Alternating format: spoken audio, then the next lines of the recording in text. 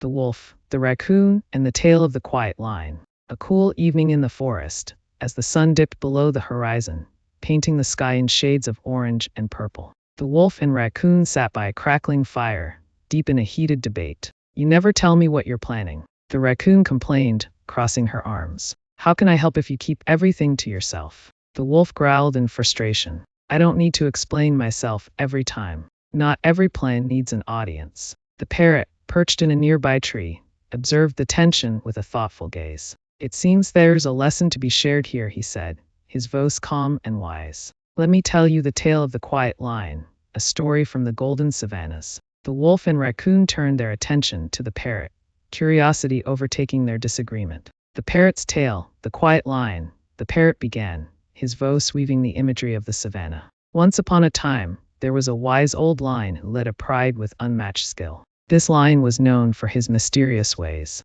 He never announced his intentions to hunt, never boasted about his strength, and rarely spoke of his plans. Yet, he always returned with a feast for his prey, sharing the spoils without seeking glory. One day, a young lion, eager to prove himself, asked the elder, "Why do you never tell us when you're going to hunt? Why don't you let us join you so we can share in your triumphs?" The old lion chuckled. "Let me tell you a story from my youth, a time when I was not so wise."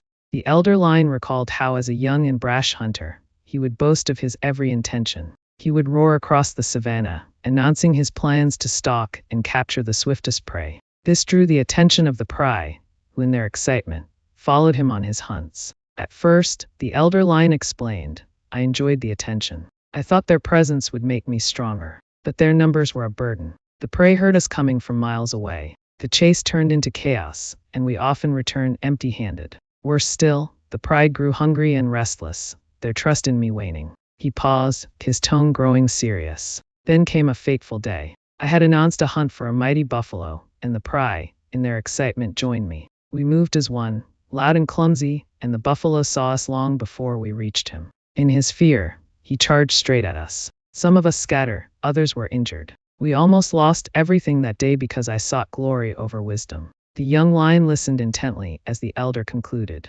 "From that day forward, I learned the strength in silence. I stopped announcing my plans and began hunting alone, returning only with the prize. My pride came to respect me not for my words but for my actions. I shared what I caught, and in doing so, I earned their loyalty." The lesson for the Wolf and the Raccoon. The Parrot looked at the Wolf and Raccoon, his eyes shimmering with wisdom. "Do you see? There is strength in knowing when to speak and when to act. Not every plan needs to be shared, for too many voices can lead to confusion and failure. Sometimes, silence and focused effort speak louder than words."